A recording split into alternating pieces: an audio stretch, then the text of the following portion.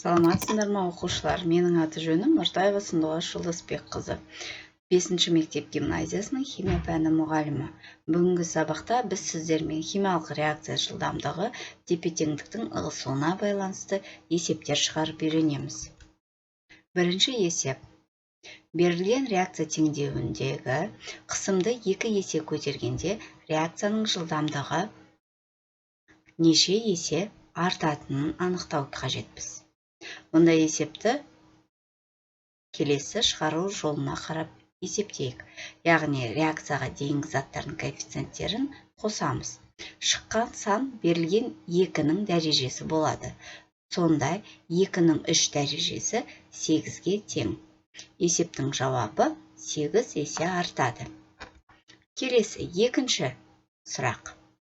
H2 қосу йод 2 нәтижесінде 2H йод тепе-теңдіктегі жүйеде сутектің концентрациясын азайтқанда қай жауапқа сәйкес келетінін шешуіне қарап анықтайық.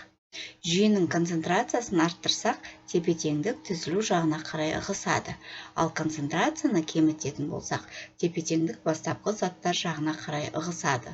Бұл есепте сутектің концентрациясын азайтсақ, тепе-теңдік солға қарай ығысады. Үшінші есеп.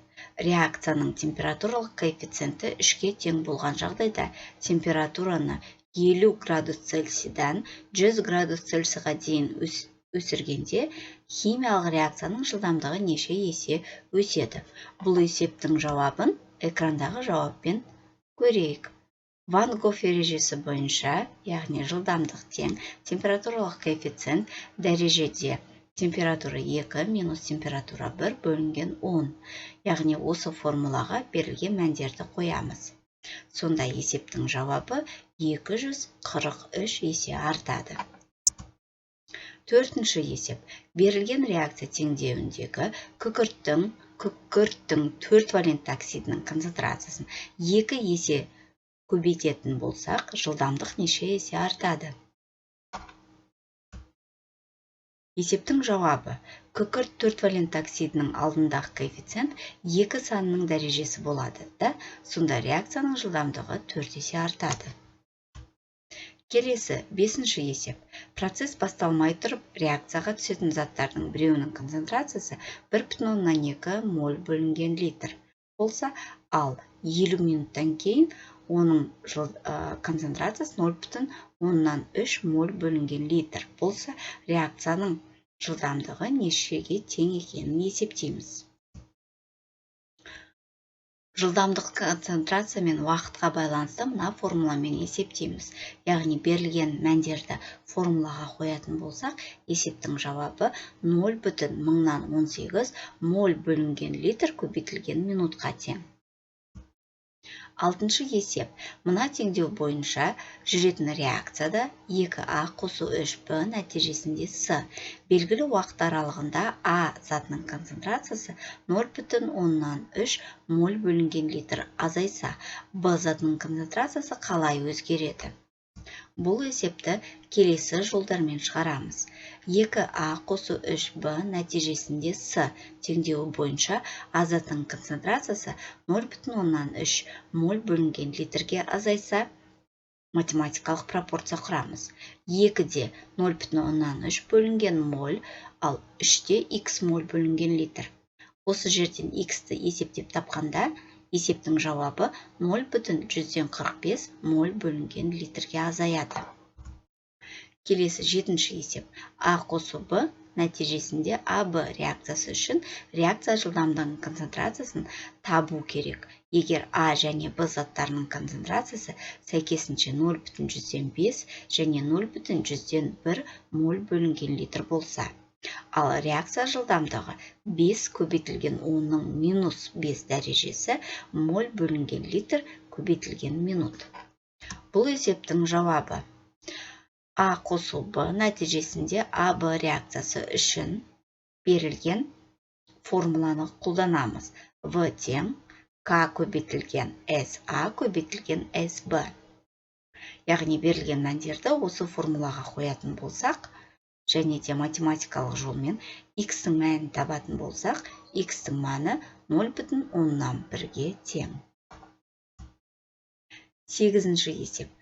3а қосу b нәтижесінде 2с реакциясы үшін біраз уақыт өткен соң А, Б, С заттарының концентрациялары сәйкесінше 0,3, 0,1 және 0,8 моль бөлінген литр болды. А және Б заттарының алғашқы концентрациялары қанша? Бұл есептің шешу жолын экрандағы шешілу жолына қарап анықтайық. Яғни 3а қосу b нәтижесінде 2с реакциясы үшін А заты үшін 3 көбейтілген 0,8 бөлінген 2 тең 0,12 моль бөлінген литр.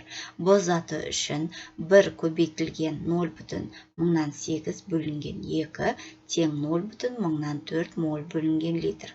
Осыған сәйкес А затының бастапқы концентрациясы 0,42 моль бөлінген литрге, ал Б затының бастапқы концентрациясы 0,114 моль бөлінген литрге тең. 9-шы есеп. Температураны 30 градусқа көтергенде реакция жылдамдығы 64 есе өсті. Температуралық коэффициент нешеге тең болады? Яғни бұл есепті шығару үшін бізге Ван де Гроф ережесі қолданылады. Яғни Ван де Гроф ережесіне байланысты формулаға мәндерді қоятын болсақ, температуралық коэффициент 4-ге тең болады. 10-шы есеп. Егер реакцияның температуралық коэффициенті 3-ге тең болса, температураны 150 градус Цельсийден 200 градусқа көтергенде реакцияның жылдамдығы артады. Есептің шешілуі.